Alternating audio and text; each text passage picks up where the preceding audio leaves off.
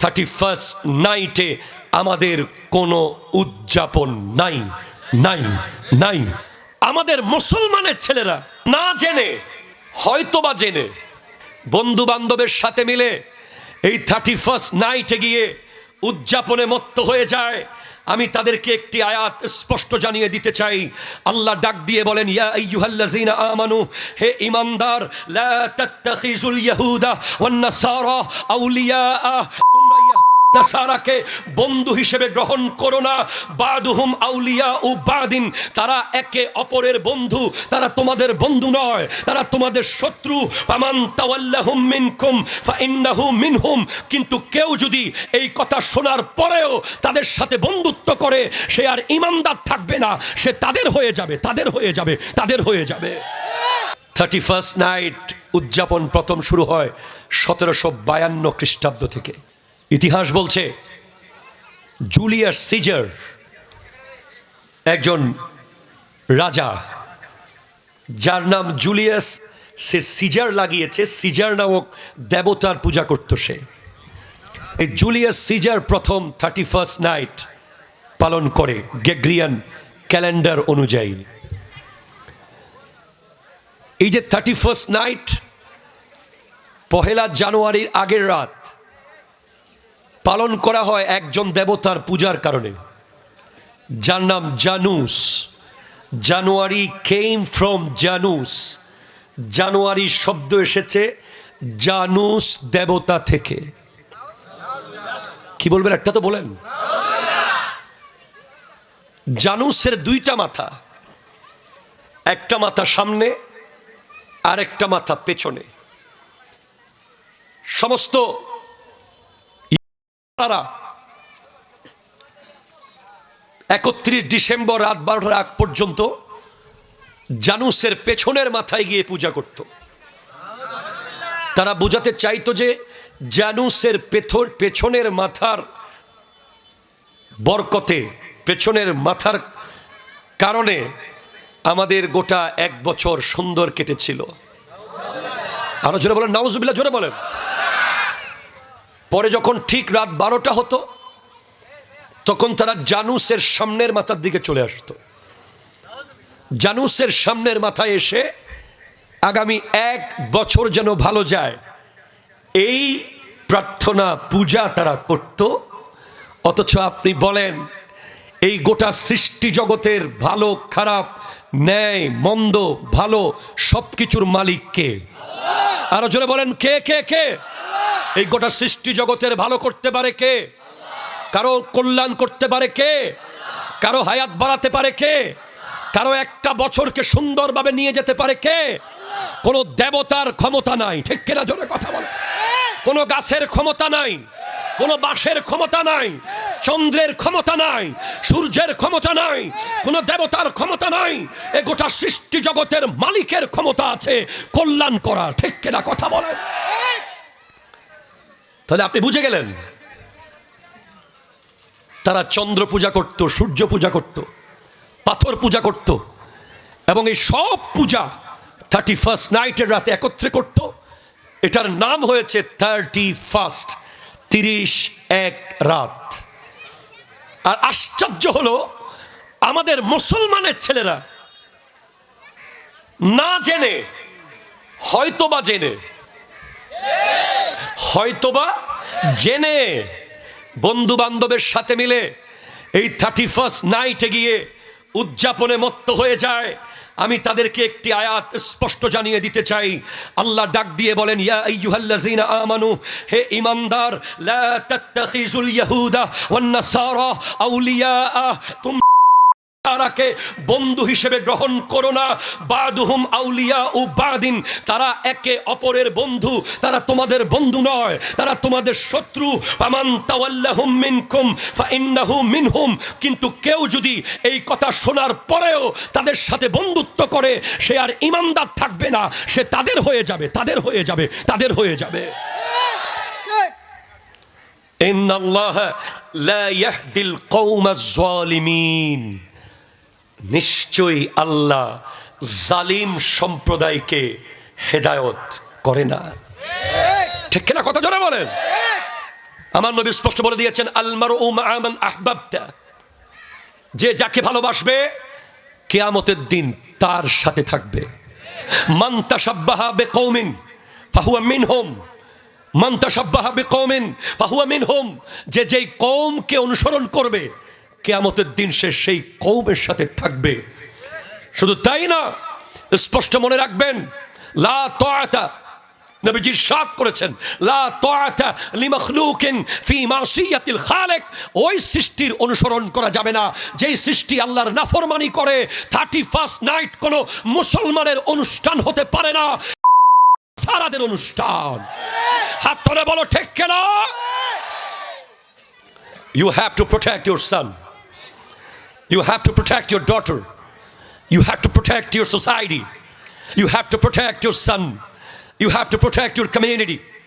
31st নাইটে আমাদের কোনো উদযাপন নাই, নাই, নাই, নাই।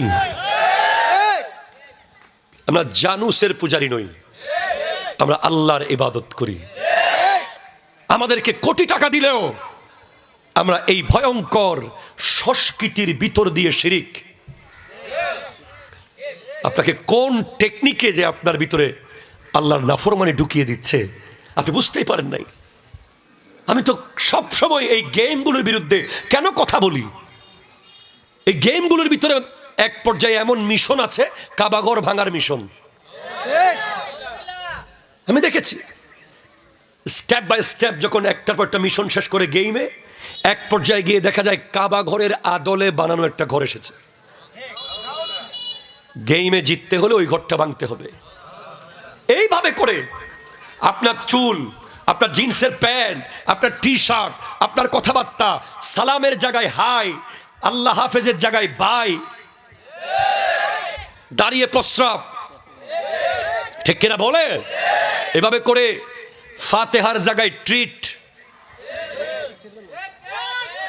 আছে না? নাই, ফাতেহা ছিল, সূরা ফাতেহা পড়ে উদ্বোধন করত। এখন বলে ট্রিট দে, ট্রিট বলে, কি বলে না? এভাবে করে টোটাল ইহুদি নাসারাদের কালচার আমাদের ভিতরে প্রবেশ করছে। মুসলমানের নববর্ষ হলো পহেলা মুহররম, ঠিক কিনা? জোরে কথা বলেন। আমাদের কাছে আছে, আমাদের কাছে মুহররম আছে, সফর আছে, রবিউল আউয়াল আছে, রবিউস সানি আছে, জুমাদাল উলা আছে, রজব আছে, শাবান আছে, রমাদান আছে, শাওয়াল আছে, জিলকাদ আছে, জিলহজ আছে। আমরা আমাদেরগুলো নিয়ে থাকবো। এই 31st নাইটকে কেন্দ্র করে যখন আতশবাজি ফুটায় দেখা যায় হাজার হাজার পাখি মরে যায়। অনেক জায়গায় আমরা গত বছর, তার আগের বছর বিভিন্ন নিউজ পোর্টালে দেখেছি যে ঢাকা সহ বিশ্বের, বাংলাদেশের বিভিন্ন অঞ্চলে 31st নাইটে আতশবাজি ফোটাতে গিয়ে আগুন লেগে গেছে, শত শত পাখি। এই আতশবাজির কারণে পাখিগুলো তো সারাদিন উড়ে গিয়ে তাদের বাসায় গিয়ে বসে। যখন ওখানে আপনি একটা আতশবাজি ফুটিয়ে দেন, এই আগুনের ঝলকানির সাথে পাখিগুলো মরে যায়। এই পাখিগুলো মেরে ফেলার কারণে আল্লাহর দরবারে জবাব দিতে হবে, ঠিক কিনা? জোরে বলেন। আল্লাহ তৌফিক দান করুক, আমিন। জোরে বলেন। এই পারি আমরা কোনো এমন বন্ধুর অনুসরণ করতে পারি না যেই বন্ধু আমাকে আল্লাহর নাফরমানি করায়। আমাদের বন্ধু কে? আল্লাহ বলছেন, আল্লাহু আকবার, নাহনু আউলিয়াউকুম ফিল হায়াতিদ দুনিয়া ওয়া ফিল আখিরাহ। আরো জোরে, আমি আল্লাহ তোমাদের বন্ধু। ওয়ালাকুম ফিহা মা তাশতাহি আনফুসুকুম ওয়ালাকুম ফিহা মা তাদউন। আমি তোমাদের জন্য সব রেডি করে রেখেছি। দুনিয়াতে তোমরা যা চাও আমি আল্লাহ সব নেয়ামত দিতে প্রস্তুত। আখিরাতে তোমরা যা চাও আমি সব নেয়ামত দিতে প্রস্তুত, ঠিক কিনা? জোরে বলেন। আজকে এমন একটা দিনে আমরা এসে গেছি, আমাদের এই প্রজন্মকে আমরা কোনোভাবেই বুঝিয়ে আল্লাহর পথে রাখতে পারছি না, কারণ আমরা অনেক দুর্বল, আমাদের শক্তি অনেক কম। তাদের শক্তি অনেক বেশি, তাদের টাকা অনেক বেশি, তাদের ক্ষমতা অনেক বেশি, কিন্তু আমাদের ঈমান অনেক মজবুত। ঠিক কিনা জোরে কথা? জানেন 12 মাস মানে 3,15,36,000 সেকেন্ড আপনার জীবন থেকে চলে গেছে। 3,15,36,000 সেকেন্ড 2025-এর সূরতে আপনার লাইফ থেকে চলে গেছে।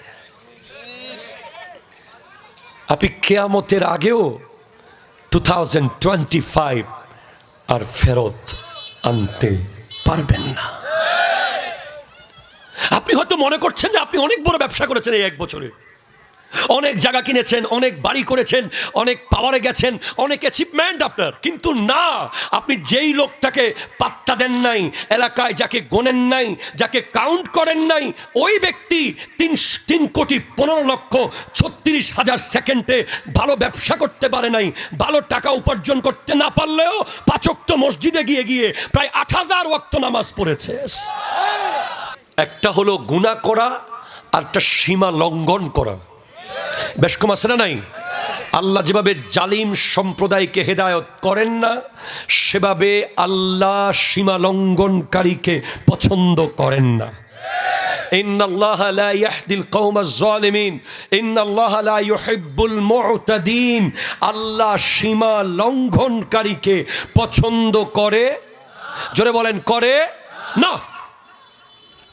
সেজন্য আমার আল্লাহ হাদিসে কুদসির মধ্যে স্পষ্ট বলেছেন, ইয়া ইবনা আদমা লাউ বালাগাত যুনুবাকা ইনানা সামাই ফাস্তাগফারতানি গাফারতু লাকা।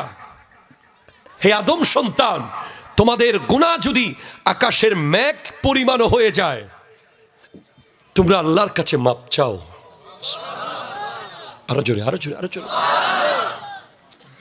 মুসা আলাইহিস সালামের আমলে তিনি আল্লাহকে জিজ্ঞেস করলেন, আল্লাহ আমার উম্মতের সবচেয়ে গুনাহগার বান্দাকে একটু দেখতে চাই। আল্লাহু আকবার, আরো জোরে। তার আল্লাহ বলছেন, মুসা তুমি রাস্তার ধারে ওই জায়গায় গিয়ে বসো, তুমি দেখতে পাবে। দেখে যে একটা লোক একটা বাচ্চা কাঁধে নিয়ে যাচ্ছে, বলে এই হচ্ছে তোমার উম্মতের সবচেয়ে গুনাহগার। আচ্ছা, শেষ। আল্লাহ এবার আমি চাই যে আমার উম্মতের সবচেয়ে নেককার বান্দাকে, তাকে দেখতে চাই। মুসা আলাইহিস সালামের একটা স্পেশালিটি ছিল, ওয়া কাল্লামাল্লাহু মুসা তাকলিমা। আল্লাহ সব নবীকে একটা একটা স্পেশাল দিয়েছেন। মুসার স্পেশালিটি ছিল উনি সব সময় আল্লাহর সাথে কথা বলতে পারতেন, যখন মন চায় কথা বলতেন। বলে মুসা সন্ধ্যাবেলায় ওই জায়গায় আবার দাঁড়ায়ও, তোমার উম্মতের সবচেয়ে নেককারকে দেখতে পাবে।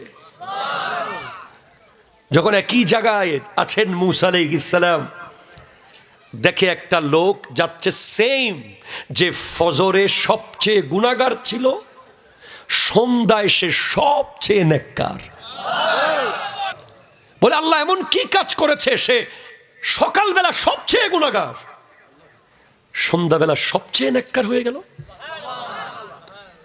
আমাদের অনেকেই আমরা মনে করি যে আমাকে কি আল্লাহ মাফ করবে, আমি কি ওই মসজিদের সামনের কাতারের একজন হতে পারবো, আমি কি এলাকার সবচেয়ে ভালো মানুষ হতে পারবো না, বোধহয় আমি পারবো না, আমার তো অনেক গুনাহ, আমি তো অনেক ভুল করেছি, আমি করব না, আমাকে দিয়ে হবে না, হবে না, এটা বলে বলে আমরা তওবার সেই জায়গায় যেতে চাই না। ঠিক কিনা জোরে কথা বলে? যেভাবে একজন ছাত্র মনে করে যে আমি বোধহয় সারা জীবন পিছট তুলেই বসার জন্য হয়েছি, আমি কখনো রোল নাম্বার 1 হতে পারবো না। অথচ দেখা যায় আল্লাহ সমস্ত স্টুডেন্টকে সেম ব্রেইন দিয়েছে, যে যত কাজে লাগিয়েছে যে তত বেশি এগিয়ে গেছে। এজন্য মুরব্বীদেরকে বলবো, কখনো আপনার সন্তানকে ডিসকারেজ করবেন না। আমাদের দেশে দেখা যায় যে একবার না পারলে মা বাপ কি বলে দেয়, আরে তোকে দিয়ে হবে না।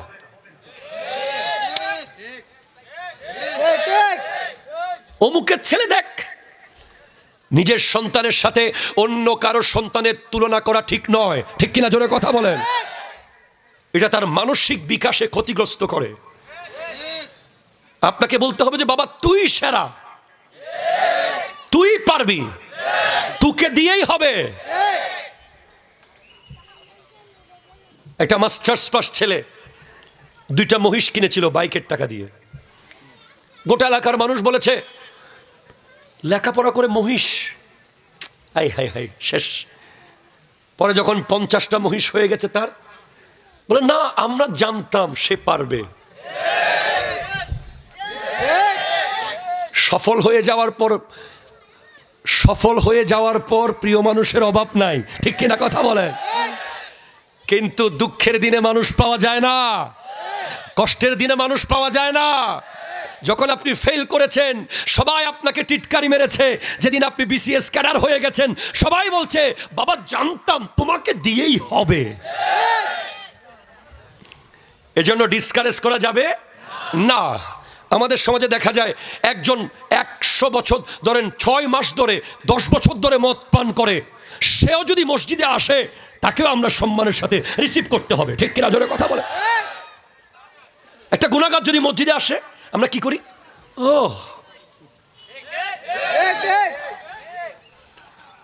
একটা মার্ডার কেসের আসামি মসজিদে আসতে পারে কি পারে না?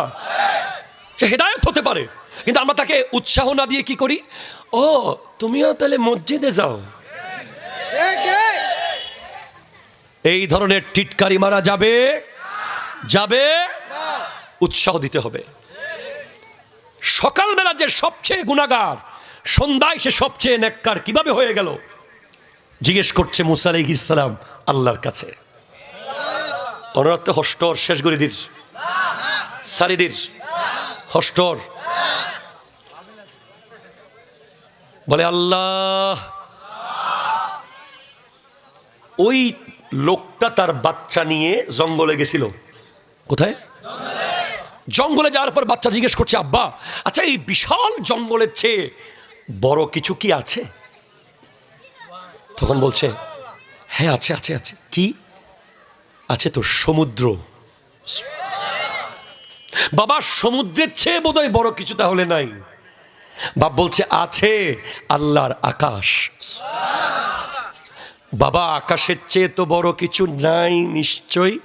বলে আছে বাবা, আকাশের চেয়েও বড় আছে। বলে আকাশের চেয়ে বড় হচ্ছে আমার গুনাহ। তাহলে বাবা তোমার গুনাহ তো জঙ্গলের চেয়েও বড়, তোমার গুনাহ তো সমুদ্রের চেয়েও বড়, তোমার গুনাহ তো আকাশের চেয়েও বড়, তাহলে তোমার গুনার চেয়ে আর বোধহয় বড় কিছু নাই। বলে বাবা আছে আছে আছে। কি? আমার গুনার চেয়েও বড় হচ্ছে আল্লাহর দয়া। আল্লাহর দয়া থেকে নিরাশ হওয়া যাবে? যাবে যাবে যাবে।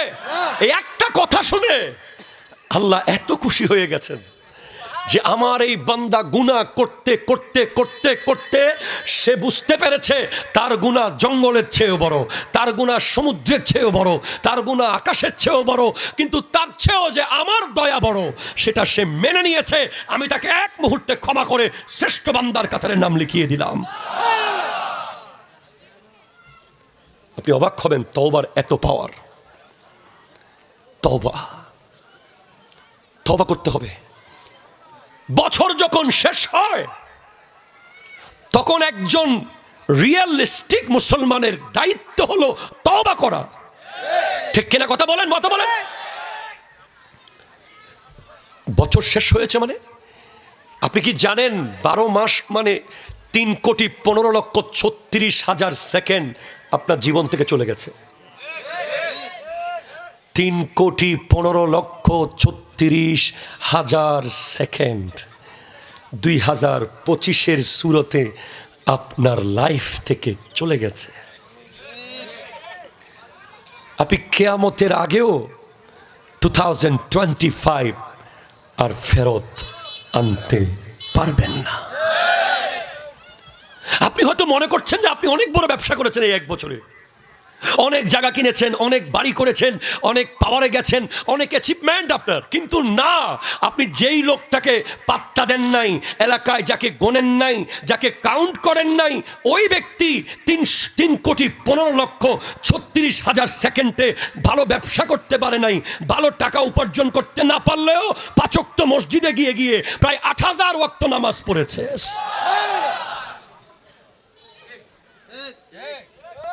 সফল তো সে হয়ে গেছে। 8,000 ওয়াক্তের বেশি এক বছরে নামাজ হয়। কে কয় হাজার ওয়াক্ত পড়েছেন? প্রশ্ন তো আছে। 12 মাস ডিসেম্বরের 31 তারিখ হিসাব লিখতে হবে না? ঠিক কিনা বলেন বলেন বলেন। যদি আপনি বছর শেষের কোনো উদযাপন করতে চান, তাহলে আপনাকে ডিসেম্বরের 31 তারিখ গভীর রাতে মসজিদে গিয়ে জায়নামাজে সিজদায় কেঁদে কেঁদে বলতে হবে, আল্লাহ আমার এক বছর তো আমি শেষ করে দিয়েছি।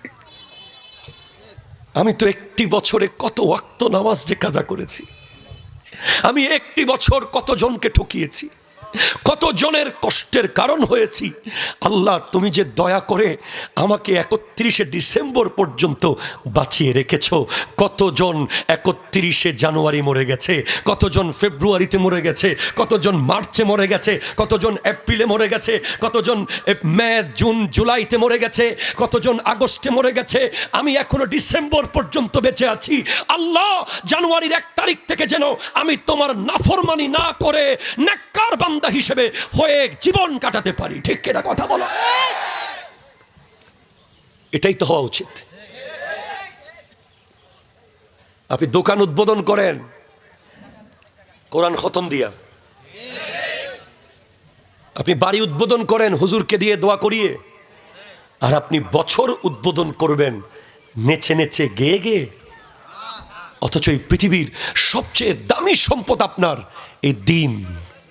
প্রত্যেকটা মুহূর্ত, প্রত্যেকটা দিন আপনার জীবনের শ্রেষ্ঠ সবচেয়ে দামি সম্পদ। কোরআন বলছে ওয়াল আসর ইন্নাল ইনসানা লাফি খুসরিন ইল্লাল্লাযিনা আমানু ওয়া আমিলুস সালিহাতি ওয়া তাওয়াসাউ বিল হাক্কি ওয়া তাওয়াসাউ বিস সাবর। যুগের শপথ, আসরের শপথ। আসর মানে দিন শেষ। ঠিক কিনা বলো? পৃথিবী এখন আসরের দিকে আছে। পৃথিবী এখন কোন দিকে আছে? আসরের দিকে। মাগরিবের কাছাকাছি চলে গেছে পৃথিবী। আল্লাহ বলছেন আসরের শপথ, নিশ্চয়ই মানুষ ক্ষতিগ্রস্ত। আল্লাহ কোন ক্ষতি হয়েছে? আমরা তো সবাই ভালো ভালো লাভ করেছি। না রে, গাছের ব্যবসায় লাভ হওয়া লাভ না, মাছের ব্যবসায় লাভ হওয়া লাভ না, জমির ব্যবসায় লাভ হওয়া লাভ না, দিনের ব্যবসায় লাভ হওয়া লাভ। দিনের ব্যবসা মানে এই একটা দিন 28 ডিসেম্বর ফজরের নামাজের পর থেকে রাত্রে ঘুমোতে যাওয়া পর্যন্ত যে যতটা সওয়াব তার আমলনামায় ঢুকাতে পেরেছে, কবরের সামান জোগাড় করতে পেরেছে, সে হলো আসল ব্যবসায়ী। ঠিক কিনা কথা বলো?